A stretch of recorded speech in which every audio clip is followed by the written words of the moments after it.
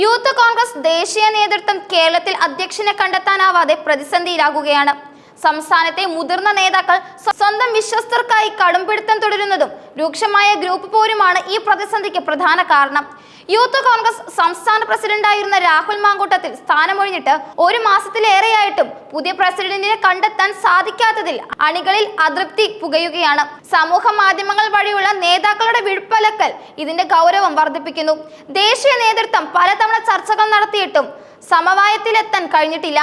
ഇതിൽ മടുത്ത ദേശീയ നേതൃത്വം ഒരു തവണ കൂടി സംസ്ഥാന നേതാക്കളുമായി ചർച്ച നടത്താനും അതിലും സമവായമായില്ലെങ്കിൽ 2 ആഴ്ചക്കുള്ളിൽ ഏകപക്ഷീയമായി അധ്യക്ഷനെ പ്രഖ്യാപിക്കാനുമാണ് ഇപ്പോൾ ആലോചിക്കുന്നത്.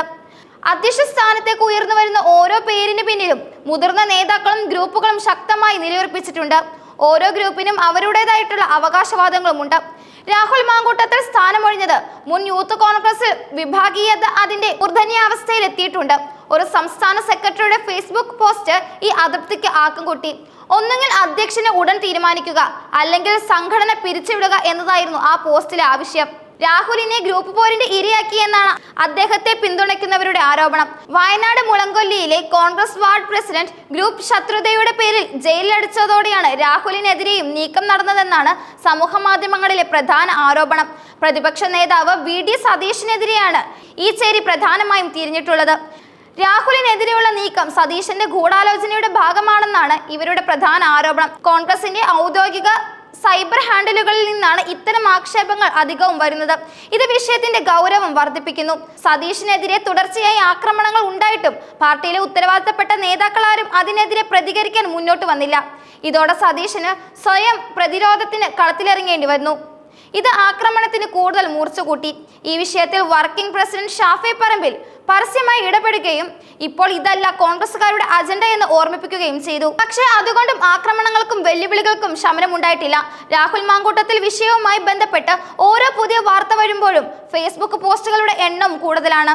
യൂത്ത് കോൺഗ്രസിലെ ഈ പ്രതിസന്ധി പാർട്ടിയിൽ വലിയ പ്രശ്നങ്ങൾക്ക് വഴിവെച്ചിരിക്കുന്നു. ഇതിനിടയിൽ കോൺഗ്രസിലെ മറ്റ് ഗ്രൂപ്പുകളും തങ്ങളുടെ സ്വാധീനം ഉറപ്പിക്കാൻ ശ്രമിക്കുന്നുണ്ട്. വിവിധ പാർട്ടികളിലൂടെയും യോഗങ്ങളിലൂടെയും തങ്ങളുടെ പക്ഷത്തുള്ളവരെ പിന്തുണച്ച് നേതാക്കൾ മുന്നോട്ട് വരുന്നു. അത്തരത്തിലൊരു പ്രാദേശിക പരിപാടിയിൽ BJP സംസ്ഥാന അധ്യക്ഷൻ രാജീവ് ചന്ദ്രശേഖരനെ പിന്തുണയ്ക്കുന്ന പ്രഫുൽ കൃഷ്ണ, ദേവദാസ് എന്നിവർ പരിപാടിയിൽ പങ്കെടുക്കാതെ വിട്ടുനിന്നത് ശ്രദ്ധേയമാണ്. C Sadanandan MP, MT Ramesh, Valsan Thillankeri തുടങ്ങിയവർ പരിപാടിയിൽ പങ്കെടുത്തു. യൂത്ത് കോൺഗ്രസിന്റെ ഈ അവസ്ഥ പാർട്ടിയുടെ ഭാവിയെക്കുറിച്ചുള്ള ആശങ്കകൾ വർദ്ധിപ്പിക്കുന്നു. യുവജന സംഘടനയിൽ പോലും ഗ്രൂപ്പ് പോലെ ഇത്രത്തോളം രൂക്ഷമാകുമ്പോൾ താഴെത്തട്ടിലുള്ള അണികളുടെ മനോവീര്യം തകരുകയാണ്. ഇത് ലോക്സഭാ തെരഞ്ഞെടുപ്പിന് ശേഷം ശക്തി പ്രാപിച്ചു വന്ന പാർട്ടിക്ക് വലിയ തിരിച്ചടിയാണ് നൽകുന്നത്. ഗ്രൂപ്പ് മാനേജർമാരുടെ ഇടപെടലുകൾ യുവജനങ്ങളെ പാർട്ടിയിൽ നിന്ന് അകറ്റാനും സാധ്യതയുണ്ട്. ദേശീയ നേതൃത്വത്തിന്റെ ഏകപക്ഷീയമായ തീരുമാനം എത്രത്തോളം ഫലപ്രദമാകുമെന്നും കണ്ടറിയേണ്ടതുണ്ട്. യുവജന സംഘടനകളിലെ ഇത്തരം ആഭ്യന്തര കലഹങ്ങൾ കോൺഗ്രസിന്റെ സംഘടനാപരമായ കെട്ടുറപ്പിനെ ദുർബലപ്പെടുത്തുന്നു.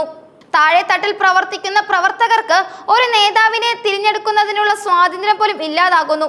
നേതാക്കളുടെ താല്പര്യങ്ങൾക്കനുസരിച്ച് കാര്യങ്ങൾ നടക്കുമ്പോൾ അണികൾ നിരാശരാകുന്നു.